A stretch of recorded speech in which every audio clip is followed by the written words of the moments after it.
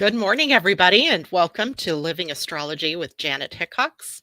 It's time to grab your cup of coffee, your tea, sit back, and let's chat about what is happening up in the stars above us for today, New Moon Day. It's not quite yet, it will be soon. And so this morning we're going to talk about everything that I know about this particular new moon, which, as it happens, is quite a bit. And we are sitting at the cusp of the Chinese Lunar New Year, which happens, of course, with the new moon. And that puts it in Chinese time, likely into tomorrow, the 10th. And in fact, I was looking online for information about this Lunar New Year, and it was all saying February 10th. Well, here we are today on the 9th, but it's okay because it'll be the 9th for us when the new moon occurs. Now, I do not know hardly anything about Chinese astrology. So I'm hoping maybe there is someone out there, one of you that does, and you might want to share what you know about the wood dragon year. It did look like for some people it would be very lucky. I happen to be an ox, not so lucky for me, apparently. We shall see. And after the week I've had, I kind of think it is going to be a very frustrating year for me ahead. I'm not going to put that in stone because I want to be able to move through the frustrations, but it has been one of those kind of weeks, starting on Monday morning. So, Monday I wasn't on, and I want to talk about how this is a testament to human design and to being your true self. Okay. I got up that morning, and as I do every Monday and Friday, I'm already, before I even get out of bed, I'm already thinking about, well, what am I going to say? What am I going to talk about? I had zero ideas. I wasn't alarmed. So I got up, I got dressed, I got ready, and I'm sitting here going, I have nothing to say. It was like there was this giant choker right here in my throat that was just not allowing me to bring up anything. And then, of course, because I also have a defined will center in my human design, I started to push. I started to try to force it to happen. And the more I forced it or tried to force it, the harder it became for me to think of words to it was like literally I worded it as the cat got my tongue. I couldn't speak. And it's not literally as in I couldn't speak, but I couldn't come up with anything that I could talk to you about that we either hadn't already talked about or what. So I finally had to go, okay, what would you tell one of your clients who was having this kind of an issue? And I would have told that client to do what is right for them based on their human design, whatever that design might have been. And in my design, because I have the gate 12 at the sun, or the sun at gate 12, which is on the throat center, it ties in to kind of receiving information from the consciousness stream and being able to take that in, move it through the larynx, and bring it out into the world, kind of as a way to simplify complex subjects, right? That's kind of my whole gig. And I couldn't do it. So what I would have recommended to someone else is, if the mood, because it connects to the solar plexus, if the mood isn't right, then there is nothing you can do except bow out, step back, not talk. So it was an exercise in authenticity for me to actually come out and say, sorry, I have nothing to say. And really listen to my design in that case, because the other me really was upset. The egoic me was really upset that I shouldn't push through, right? Or you're just being wishy-washy, or all the things that go on in your head about yourself when you're trying to push yourself into something. So while I apologize that I was not here on Monday, I really have nothing to apologize for, because I was doing what was authentic and correct for me in that moment. In that moment, right? I have no idea what would have happened if I had actually come on with nothing to say. Could have been really interesting. It could have been very scary, but also I knew it wasn't the right thing for me to do. So fast forward this morning, I am brimming with ideas about what to talk to you about. And I'm really excited to share information about the new moon. That's the biggest gig for the day, for the weekend, even is the new moon.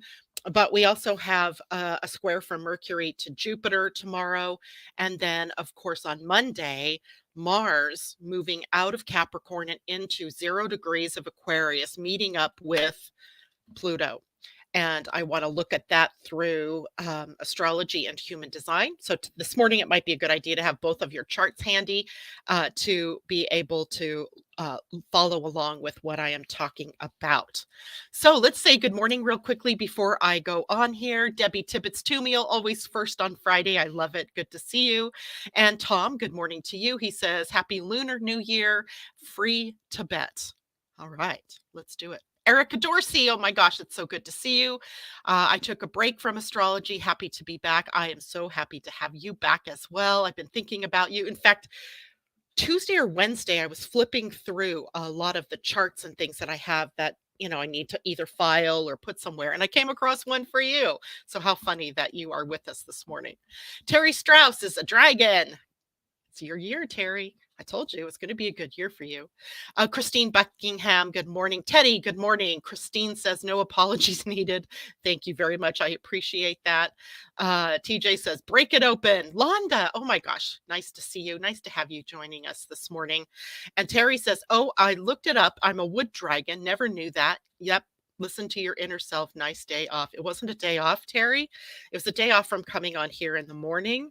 But I did put myself to work in writing because I'm also in the midst of preparing the 2025 Energy Almanac.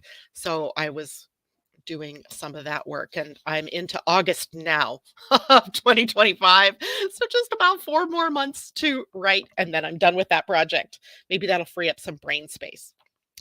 Now, in looking at today's new moon, I am torn about how to present this to you because, on one hand, it is extremely unpredictable. It is shocking, perhaps even. And of course, I'm weighting that against the North Node that's also sitting at the gate of shock in your human designs. Um, and there's a level of unexpectedness that is, running through the energy fields right now. And, when that is happening, it upsets the way that we roll, right? So, for example, yesterday, great idea for this month's webinar that I was going to do, that I'm still going to do it. Went to put it out on my mailing list and discovered that supposedly on February 1st, Google and not Google, Gmail and Yahoo changed some kind of god awful regulations to make it harder for people to spam others, which I agree that's probably a good thing. But it also makes it harder for people like me who know zero about all of that IT stuff in behind the scenes to do what she needs to do. So I go in there, I get ready to do this email, and it says, oh, your emails aren't going to get through to people who have Gmail or Yahoo. Why? I don't know. It says authenticate your domain. Clicked on that button, and that opened up this 4-hour project. 4 hours to try to get that fixed. And do you think in that 4 hours it got fixed? Nope. Nope. I am likely going to have to go back in and do something else, which so frustrating, right? So frustrating because all I want to do is what I do. And all these things keep getting in the way, things that are not created by me. And that's part of the frustration that I think we are all feeling at this time, right? As we are in a community, right? The community of Earth, and there are lots of different agendas going on, lots of different paths that people are going down that might cross ours. And in the crossing of our path can also impact how it is that we do, or how it is we can do what it is that we want to do, right? That can be the frustrating thing in trying to manifest, right? I set a powerful intention for my year ahead. And now what I'm coming up against are the blocks, the things that are about to take me out, right? The ones that make me go, I do not want to do this anymore, right? I don't want to do that anymore. So what's a girl to do, right? And luckily, I have a daughter who is she's a Taurus, so she's very grounded. And she talked me off the ledge of just taking everything and throwing it out the window, which I probably wouldn't have done, but I wanted to so badly. So, the whole reason I'm telling you this story is because you too might be feeling these levels of frustration in your life right now and almost feeling powerless about what to do about it. Like some things are out of your control. Hmm. Maybe that's the whole purpose, right? To get us out of control. So this new moon is sitting at 20 degrees point 41 minutes of Aquarius. The new moon is always a time when the sun and the moon come into an exact conjunction, and that means they're sitting in the same degree of space. As far as the zodiac is concerned, they're not literally in the same space. Otherwise, we'd have a collision. And then at that point in time, the Earth is in the opposition to the new moon. And so the moon and the sun, our ego and our inner selves together in a conjunction, opposing the Earth, which is where we have to ground in anything before we can actually move forward, right? So the Earth, if the new moon and conjunction is in Aquarius, then the Earth is sitting in Leo. So we're kind of pitting our individuality, then who we are as a person, as a singular being, as a sovereign being, against who we are as a collective. So it's great to know your own identity, to know who you are, where you're going, what you're here to do, but you also have to be able to work with the collective, right? And that's where the frustration can come in because we can't make people do what we want. I could not make any of what I wanted to do yesterday happen. And it was very frustrating, very frustrating. And what I wanted to do was like leave and just go for a walk, but it was pouring down rain. Ah, double frustration. All right. So we have to kind of be aware at this moment of this unpredictability and unexpectedness that is coming with the new moon. And primarily, it's not just because the moon and sun are together in Aquarius, it's because they're together in Aquarius, squaring Uranus in Taurus. And, think back over the last year and a half or so. How many times have I talked to you about the new moon or the full moon, and one or the other of those two are in a square to Uranus? It's crazy, but it keeps happening. And yet there is such creative problem solving energy in that same dynamic, right? Uranus sees things that we don't see, right? We see at this level, Uranus is up here, bringing in like flashes of lightning, flashes of intuition or insight. And so real creative potential exists here, right? But we got to get out of our way of the unexpectedness or resisting change or trying to beat our heads up against the walls. And there's also a level of rebelliousness at this point, right? That I think if I were a younger person and I was experiencing the level of frustration that I've been feeling, I would have already closed the door on astrology, human design, and broadcasting and keeping a community together and gone on to someplace else because it's that level of frustration. But luckily, having a little more maturity and having a little bit more awareness about the astrological landscape, I get it. Right? This is a process of our refining more and more who we are, what our truth is, and what our direction is. And recognizing that sometimes, I did have this mad thought yesterday while I was in the midst of all this frustration that the timing might have been off for me to launch something new at that moment because I was in the dark of the moon. We all were in the dark of the moon. We're still in the dark of the moon until it breaks new, which is at 3 p.m. Pacific time, 6 p.m. for those of you on the East Coast. And for those of you on UTC time, that'll be 11 p.m. tonight.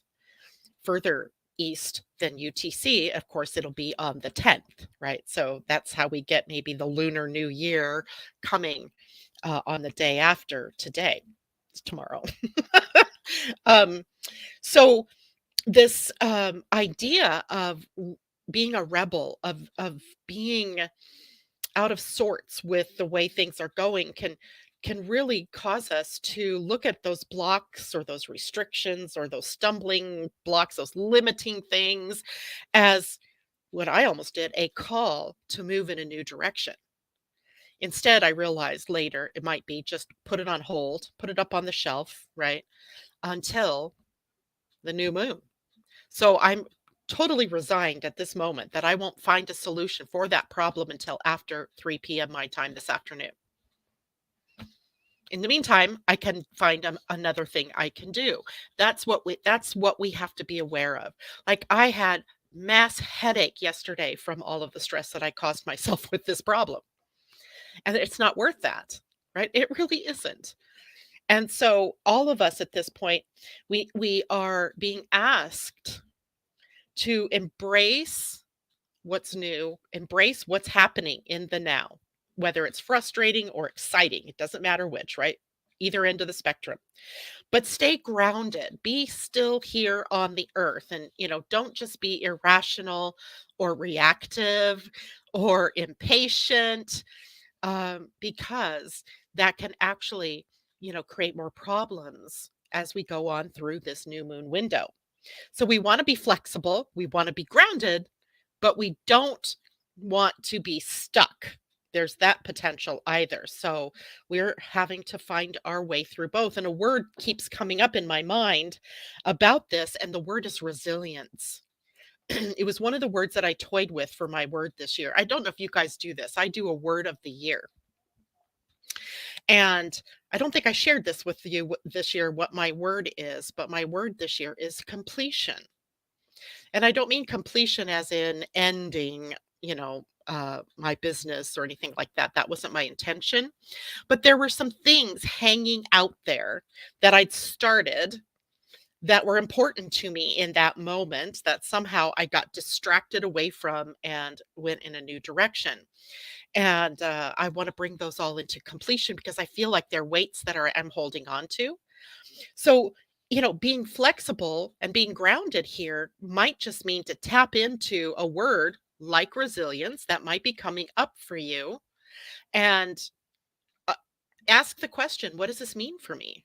Right? How does that apply to my life? So I think on one hand, while there is a lot of change and a lot of unexpectedness running through the world, we're also resilient. Humanity is resilient, and we can tap into that resilience to get through whatever it is that gets thrown at us from either the outer world or that comes up from our own inner world. Cool, right? Now, in a minute, I'm going to talk about the human design aspect here of this. But I before I do that, I want to complete with the astrological look because I, of course, love the Sabian symbols. Sometimes they make sense to me. Sometimes I'm sure when I'm reading it to you, it makes sense, and at other times it doesn't. But this morning's or this new moon Sabian symbol makes complete and utter sense to me. And it echoes a word that I just used. Okay. So, for those of you who don't know what the Sabian symbols are, um, the Sabian symbols came up, I think, in 1925 through a channeled session with a woman that assigned a meaning to every degree of the zodiac. So from 0 Aries all the way around to 29 degrees Pisces. And it's really kind of interesting to see how, these energies play out sometimes. So here it is. We are in an emotional, cultural time with this new moon, with this degree. And it says, a disappointed and disillusioned woman courageously faces a seemingly empty life.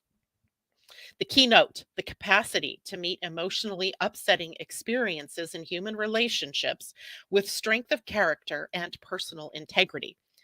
The man who manages vast and complex business enterprises most often reaches power and achieves success because of his ability to deal with crises and temporary reverses of fortune.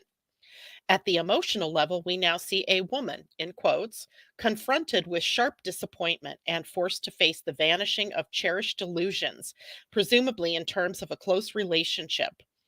She has to learn to manage such crises, which are really tests of inner strength and perhaps compassion. We all have tests of inner strength. We all have within ourselves the power to learn through emotional crises. But like any other faculty, it needs development. This is the first symbol in a fivefold sequence, blah, blah, blah. It urges us to develop resilience under adversity. So now, while I'm not sure I really am thrilled about that being the energy of a new moon, because that's taking us out 30 days until we get to the next new moon, it has an important message for us. And that message might be, this too shall pass, right? This too shall pass. Now, let's look at the sun and the moon and the earth through our human design, because I think here's where it gets kind of interesting. So, because the sun and moon are in a conjunction, they're both in the same gate, right? They're both sitting at the gate 49, which is on the emotional solar plexus. So if you're looking at your chart, it's the bottom right chart or bottom right center. And if it's colored in, then you have a defined solar plexus. If it's white, you have an open solar plexus, right? A defined solar plexus means you're a broadcaster of emotions. An open solar plexus means you're taking in other people's energy or the energy of the collective, amplifying it, and then possibly broadcasting that out, right? So, not sure of what it is that you're truly feeling, perhaps, right?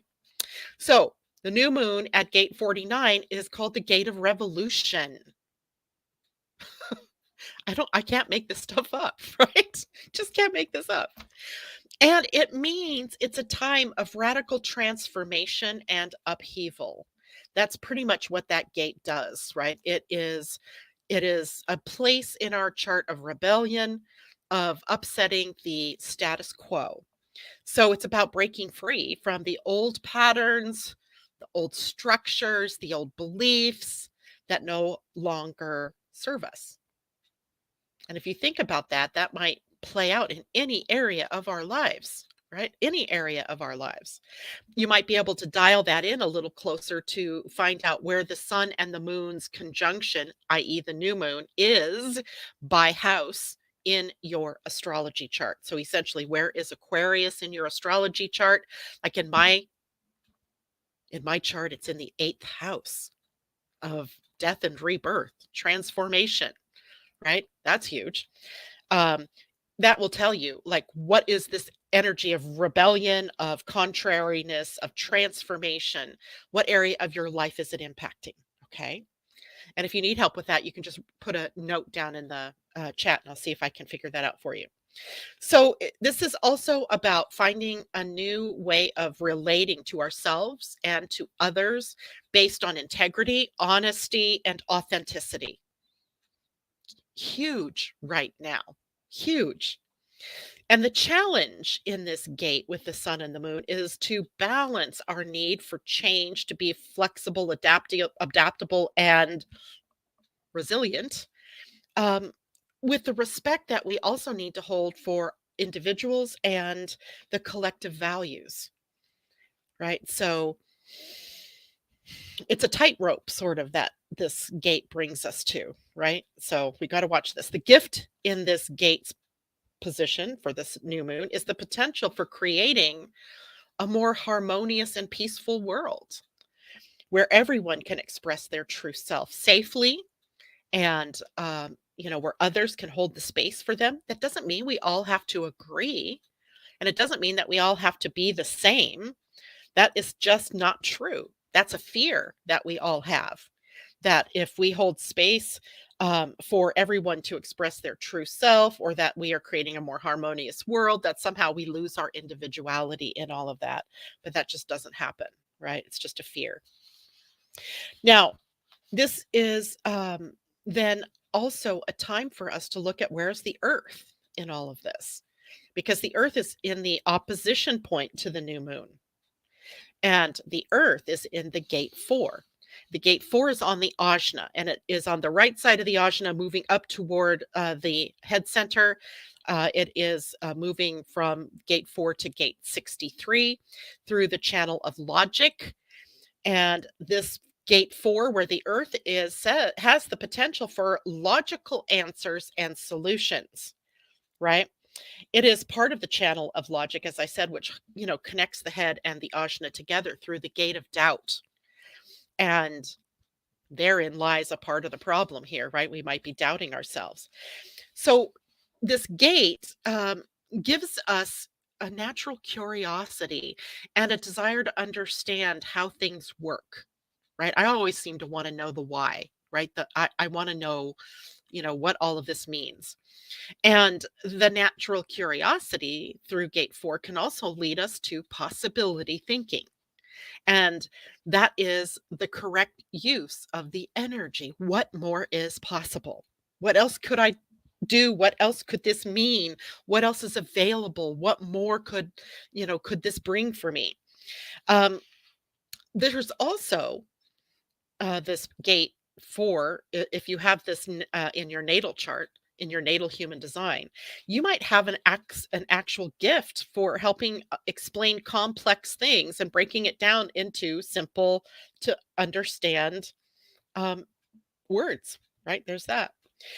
Now, the doubts are something of concern here. We've got to face the challenge with doubt, with uncertainty, with skepticism, especially like the doubt and the uncertainty, because when we are faced with the number of changes that are happening all around us every day, with the drama that is happening in the world around us every day, we can sort of lose connection to that certainty that we had, that the world works this way, that when I call somebody for help, I'm going to get it.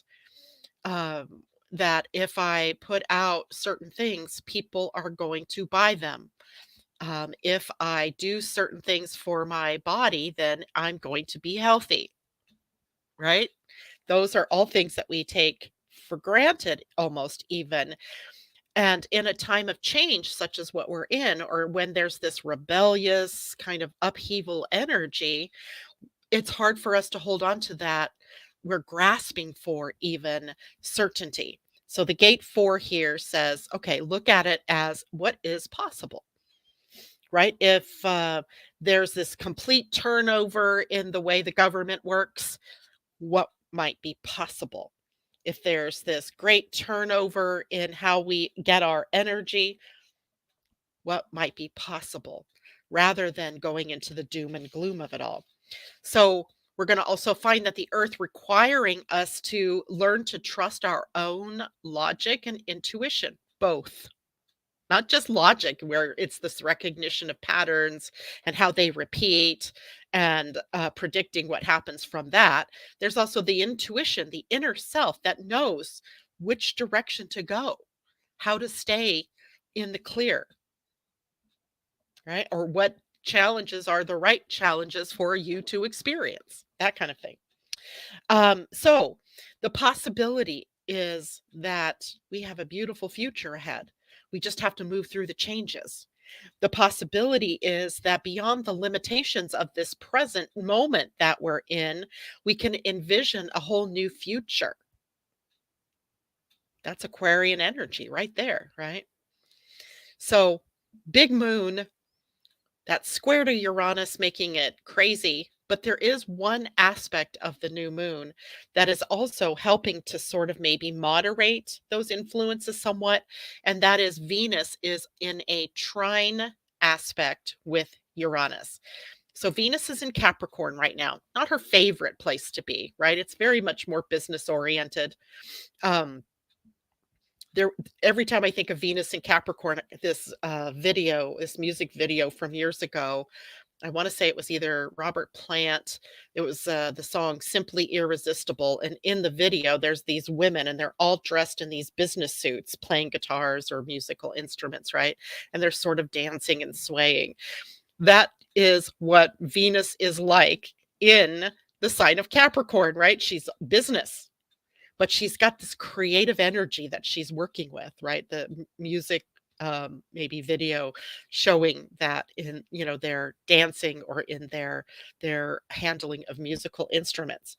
So Venus holds these possibilities then in this relationship, in this Capricorn energy of the goals and the dreams and the ambitions being there, that we simply need to come into alignment with them. And in the trine to Uranus and Taurus, it lies the actual steps. Like you got to take a step forward if you want to move into a new direction. Like I could just sit here all I want and that email program problem isn't going to be fixed.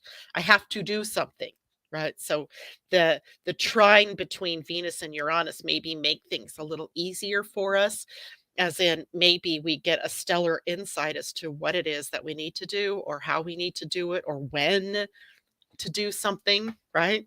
So that she's a sort of modifying influence on all of that. All right. So before I go on, let me take a look at everybody out here. Linda, hello. I'm on the 9th day in the hospital with RSV. Not fun. Oh my gosh, Linda, we send you tons of healing energy and hope that you can get through that. Londa, sending you love as well. Teddy got bit by the dragon yesterday. Hopefully you didn't lose a hand. Pam Zaruba, good morning. Late but playing catch up. Chinese New Year information. Kepler College put out a YouTube from last Saturday's free webinar called The Wooden Dragon and Pluto Aquarius. That might be an interesting listen today for people. Thank you, Pam. Londa says you can release any old contracts that no longer serve your purpose and connect into the new creation currents. I like that. I love the way you just framed that. New creation currents.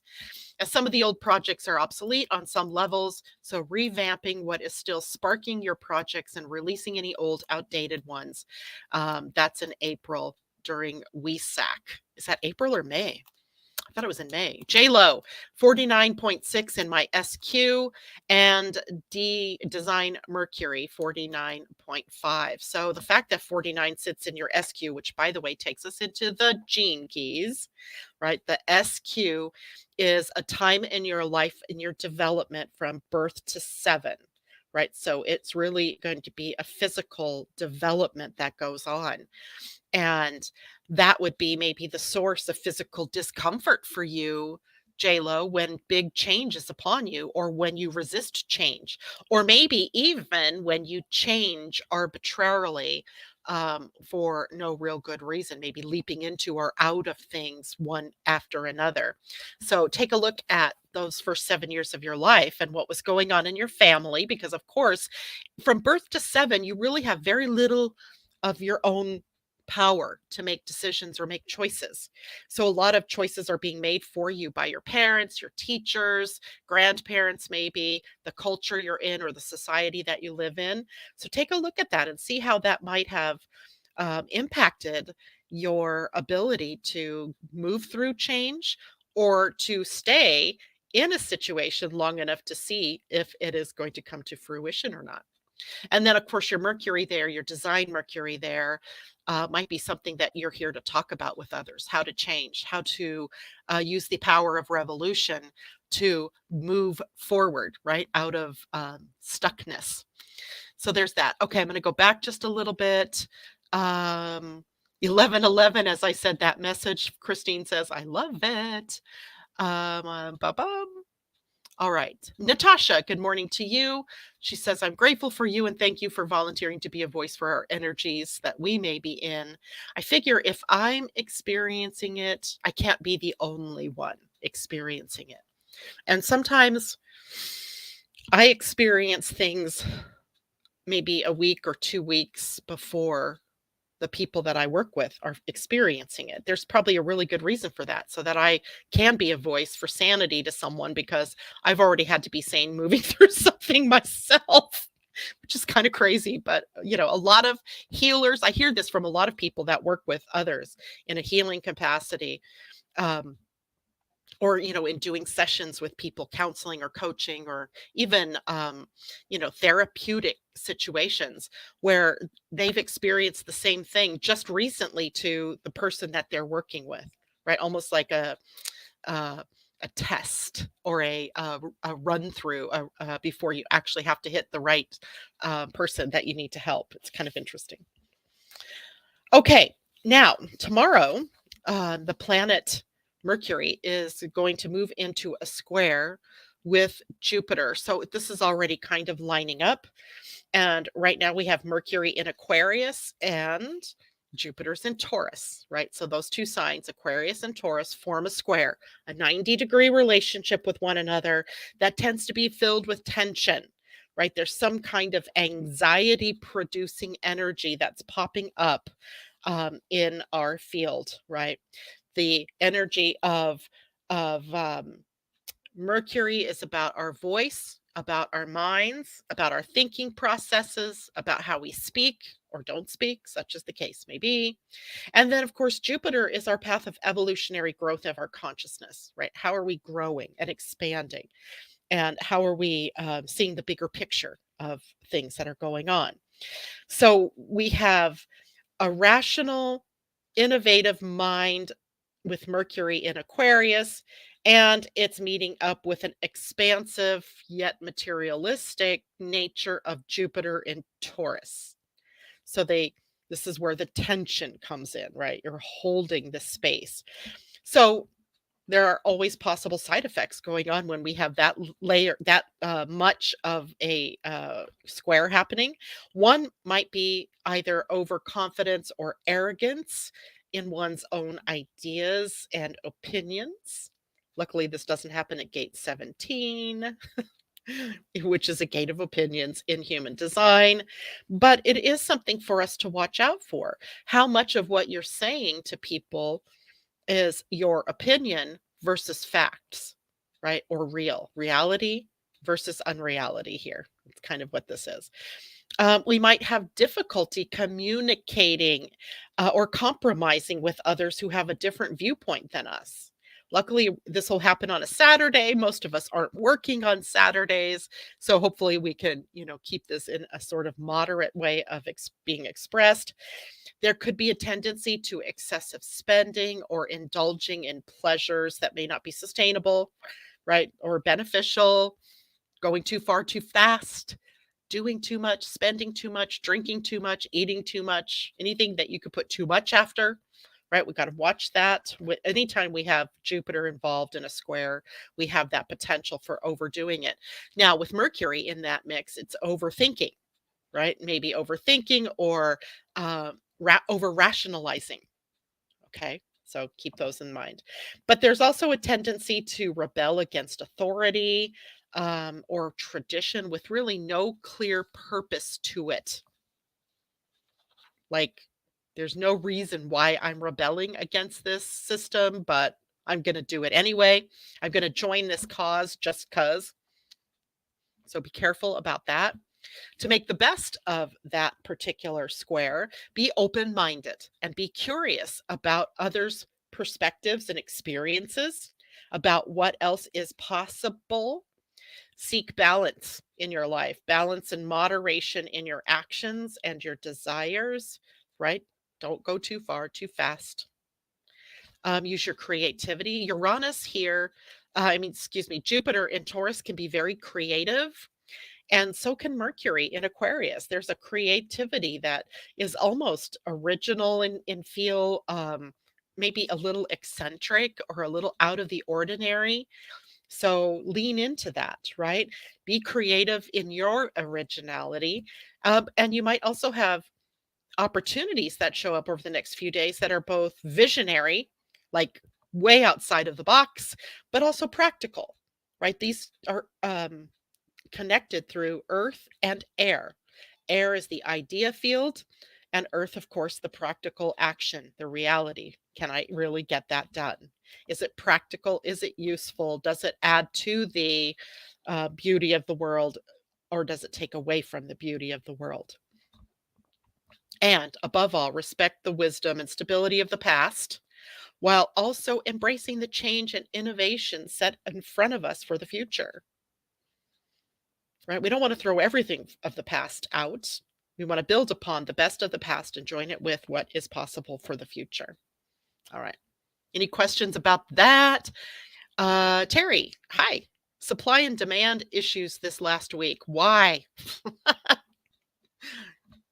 Why ask why? A better question might be, all right, how do I get through this? What original, unique idea, um, what burst of inspiration can get me through these things? How do I best use what I've got left of something while I'm waiting for the next supply of something? Lots of ways that we can look at that. All right. Now, I know we've talked about this some already, but I want to go back over the transiting of the inner planets across 0 degrees of Aquarius. Because who sits at 0 degrees of Aquarius right now? Pluto. And on Monday, the 12th, the planet Mars, our action, our forward momentum, our anger, frustration, confrontation, our fight, our struggle comes into Aquarius out of Capricorn and right into the arms of Pluto, who's also still at 0 degrees of Aquarius. Now, there are profound implications of this particular planet moving into this degree for both you as a person, individually, because Mars is an individual planet, but also collectively in the fact that the planet Pluto is one that pertains to the collective, right? The bigger energy of humanity. And this is transformational energy. Remember, Pluto, anything to do with Pluto is transformational. Anything to do with Mars is action.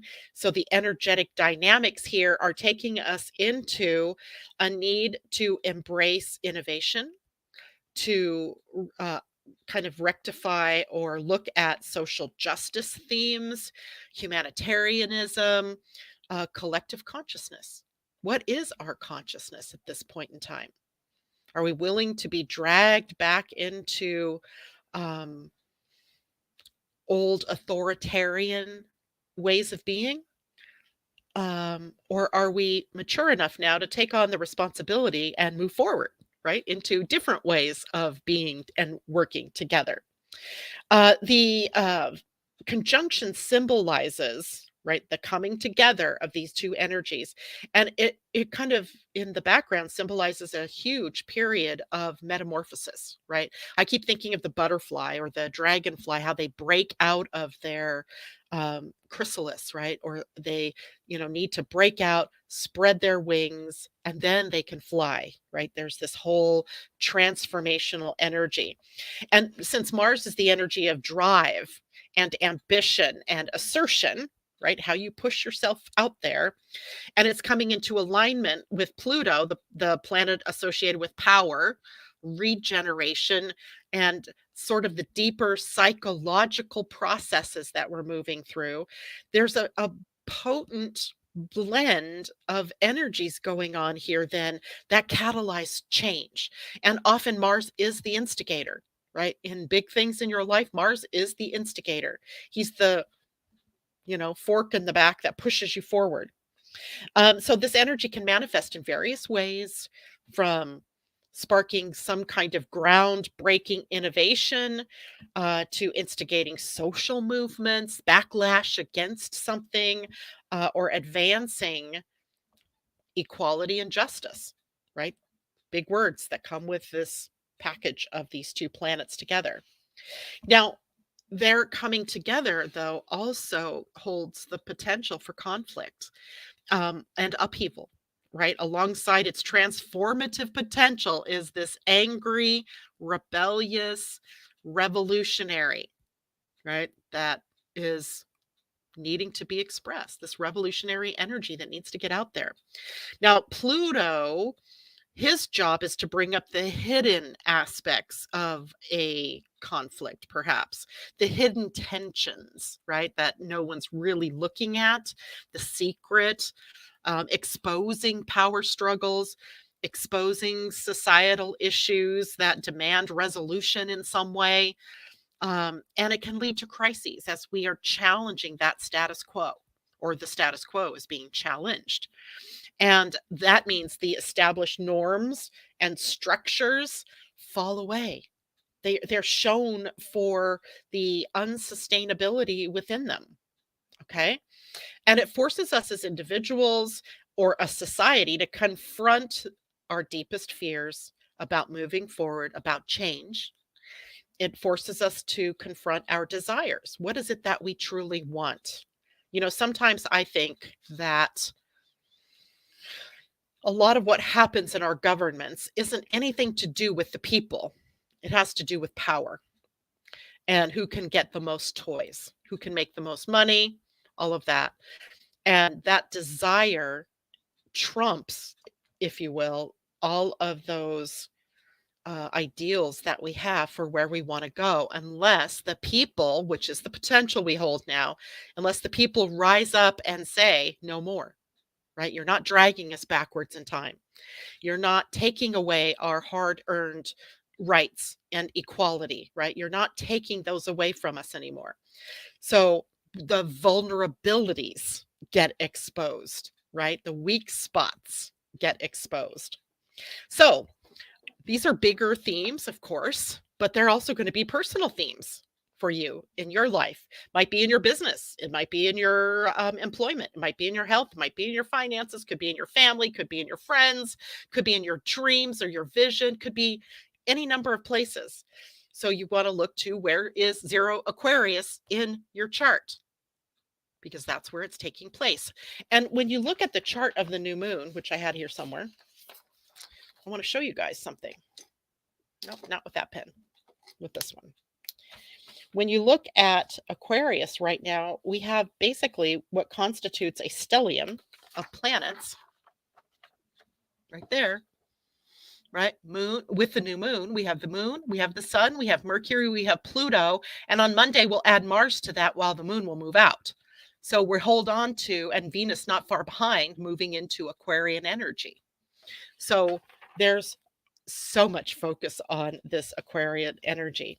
So to harness this energy in a way that is constructive, because that's what we want to be constructive, we have to channel the intensity into positive outlets. And that could be engaging in creative projects or creative things that you have always wanted to do that maybe now is the right time to do, supporting social causes, putting your money where you have support with your beliefs. Like, I'm just going to give you an example, and this is just a small example. I one day discovered, and this is, through my husband's work, that egg producers in the valley that I live in were buying electrified wire because they were putting it at the bottom of the hens' pens so that they wouldn't get off their nests. They would lay more eggs. I had a freak out, and I stopped buying any kind of egg from any kind of mass producer. It has to be organic, it has to be free range, and I have to research the company to make sure that they are actually doing what they say they're doing, because I am not going to put my money towards supporting something that has cruelty to animals. I mean, and it goes beyond that. Right? That's just one way in which I was like, nope, I'm not paying for those eggs anymore. I will not support that kind of behavior.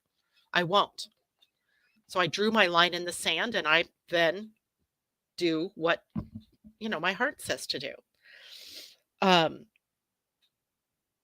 And that's just one small little way, right? We have opportunities like that all along our lives to make sure we're staying in alignment with our values, putting our money, which is one of our power pieces, toward the things that we support versus just paying aimlessly for things that, are harming the environment or harming other animals or other peoples. I mean, there's a lot of consciousness that goes into searching out what things you can spend your money on that are sustainable and that kind of thing. And that's what we need to be committed to doing, because that's one of the powers you have as an individual, is to support those things that are moving toward constructiveness in how we live together.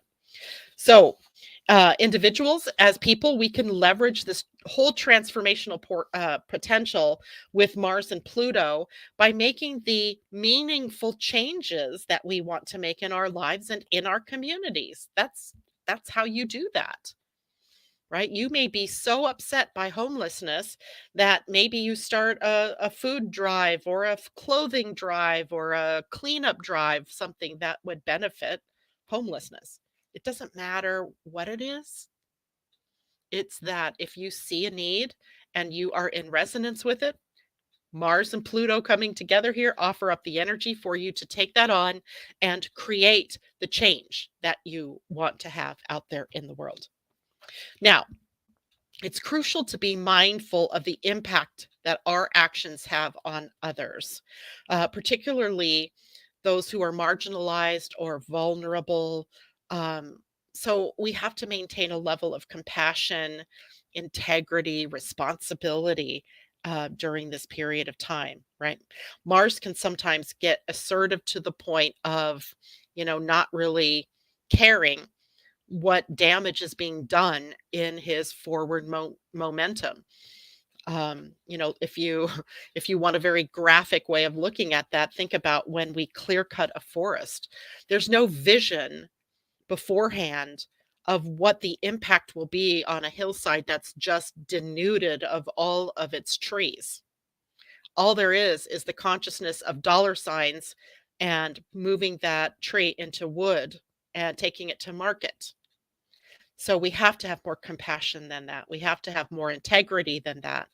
We have to have principles that are elevated, right? That's the world that we want to create. And these are opportunities for us. These are the little like blips on the screen where we can change or adopt a new way of being, a new way of seeing. Okay. So acting with awareness, acting with empathy, we can mitigate the impact of things that are going on for people around us, right? Or the animals or plants around us, right? Think globally. Now, there is a period of profound transformation that is being pushed out, right? Being like brought into being. And while there may be challenges and conflicts, it also opportunities gives us an opportunity for growth and for us to innovate, for social progress. Right.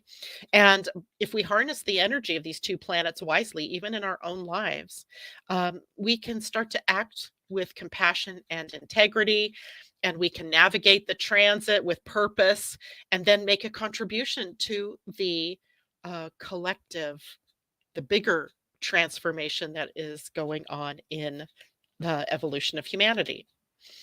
And I think it's interesting too when we look at this through human design, the conjunction of these planets. First it was Mercury, first it was the sun, and then it was Mercury, and now it's going to be Mars, and then it will be Venus all this month coming across. Actually, Sun and Pluto met in January. But all of these planets moving across 0 degrees of Aquarius are in the gate 60 called limitation in your human design. And it is a huge energy. It's in and of itself transformation. Big surprise there. Intensity, right? There's regenerative energy here. And it is the possibility for breakthroughs in innovation, for breakthroughs in inventions. I read another article this morning, just kind of went over it quickly, about how much closer we're getting to being able to use nuclear fusion as a power source. It's clean, it's safer than fission, which is what our nuclear programs are all based on now. That breakthrough is a part of this whole Aquarian ideal, especially when we're looking at science and technology and spirituality, right? Don't forget that aspect of this Aquarian energy or of gate 60, right? There's this really big need to break out of old, can I say, religious mindsets and see the bigger spiritual concepts behind everything like that. But we're also challenged at this point then to face our fears, our limitations, our shadows, and the tools we have at our disposal to overcome those things are courage, resilience. We get that word again, resilience, and our very humanity, right? Our very humanity, which is of compassion and that kind of thing. The gate 60 reminds us that there are natural cycles of life, death, and rebirth, life, death, and rebirth, and that we can find meaning and purpose even in the midst of the chaos and uncertainty that exists in the world, exists in our own personal lives, perhaps. And it also teaches us to trust in divine timing and the order of things and to surrender to the flow of life without resistance and without attachment, right? That can be the hardest thing. We get attached to how we think something should happen, when something should happen, who's going to be that person. And when it doesn't happen that way, we fail to see the rightness or the perfectness in the way it did unfold, right? Because we get too pigeonholed. And the idea of fear is huge in this because to transform fear in our lives, we have to enable a vast amount of consciousness to overcome the DNA aspects of fear, right? We are designed in our DNA to fight, flight, or freeze, right? Fight, flight, freeze. That's kept us alive. It's kept us well. But it's also tied us to fears like fear of speaking in public or the fear of change, right? So unless we really bring more consciousness to and understand that freedom, it lies in change, we will get stuck in that fear field. We have to move through the fear. So, big ask by the universe of us all right now. And, most of us are going to move through it with flying colors. And those who are going to move with the flow of this energy are going to be the ones that are able to do that, right? To see that there's a higher purpose behind all the changes. Okay, so let us do some cards, shall we? I'm going to do, let's see, I think I'm going to do a star code and a dragon. It's dragon time, right? Let's do a dragon. Interesting. Last night I was watching an episode of Ancient Aliens, one of my favorite shows, like one of the few shows I'll tolerate actually um, watching repeats of, and it was all about dragons in mythology. And it's, fascinating because I've done galactic astrology as well. It's fascinating to see some of the stories that come from Draco, which is a constellation of the dragon, and all of the mythology around that. And here we are in a year where the dragon is potential. And here's what we pulled: the air and fire dragon. It says expand your creative energies. So harness your creativity, excitement, and enthusiasm. Communicate your passion. Isn't that a beautiful card? It's a beautiful dragon. The air and fire dragon. So blending two very powerful elements together. And let's see if I can find, that is a fourth dimensional dragon. 32. Let's see about this. Fourth dimension, of course, is the level of the mind, right? The fourth dimension is where our mind is, where we think, the thinking mind. The third dimension is the action, right? Action level, the physical world. So let's see what this says. Shimmering, fourth dimensional blue and orange air and fire dragons are very vocal. They love to express themselves and make their presence known. They often create turbulence as they swirl around us. Kind of feel that. Air mixes with fire to ignite an explosion of creativity, enthusiasm, and aliveness. These dragons make us feel happy, excited, and sometimes a little unsettled or even overwhelmed. At the same time, the element of fire transmutes lower energies and clears the path of our destiny, while air enables us to communicate our passion at a soul level. Choosing this card indicates it is time to harness your gifts and talents for your highest good and that of the world.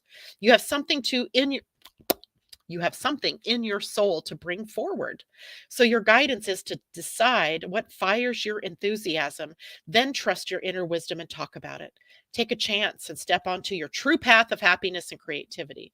Remember, the excitement and passion are magnetic qualities and will draw the right people and situations to you.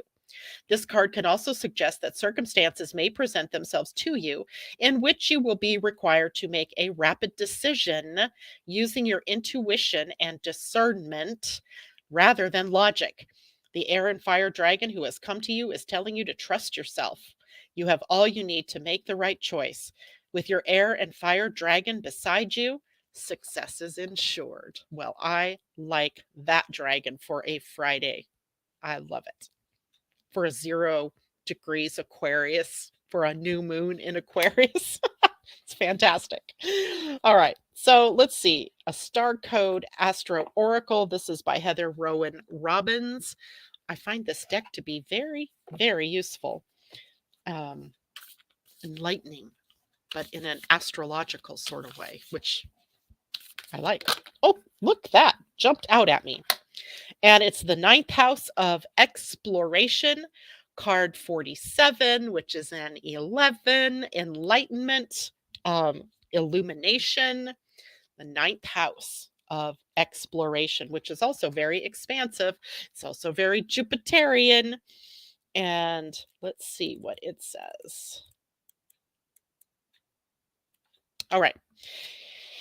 If your chart were a village map, the 9th house would contain the international airport, university, or broadcasting tower. The 9th house is the original World Wide Web. It speaks of how we expand our world through official and unofficial higher education, travel, international understanding, philosophy, and global communication. Here's your action. Go exploring. Step out of your comfort zone to see what lies beyond the boundaries of your familiar bubble. Step into a new country. Try on a fresh attitude and immerse yourself in an unusual body of knowledge or a spiritual philosophy you did not grow up with. It is hard to see your bubble, the lens for your experience, until you step outside of it. Look back at your socioeconomic milieu, family and friends, and educations, and confront any unconscious assumptions that your people, your class, your culture is all there is. You're being charged to develop a truly diverse perspective and understand that real diversity in a person or an ecosystem or a company builds, here we go again, resilience. Push your unique boundaries. If you are an urbane international traveler, you may be most stretched by small town life. Read the philosophy and spirituality from a far corner of the world. Once you've done all this work, share what you've learned with the world as a speaker, a writer, a traveler, a teacher, or an internet diva. Wake up the world. Your challenge. When you finally break through and can see the far horizons, it can be difficult to reconcile the allure of those infinite possibilities with the familiarity of the people close to you. Both are important. The gift: widen your horizon and expand your world. Explore in your mind, body, and soul. Teach what you know. The world is waiting for you. Poof, those are great cards. Great cards, great reminders. The 9th house of exploration. All right. Well, I hope that was inspiring for all of you this morning. That is it for me today. Take care, and it has been nice being with you. I will see you all Monday. Take care now.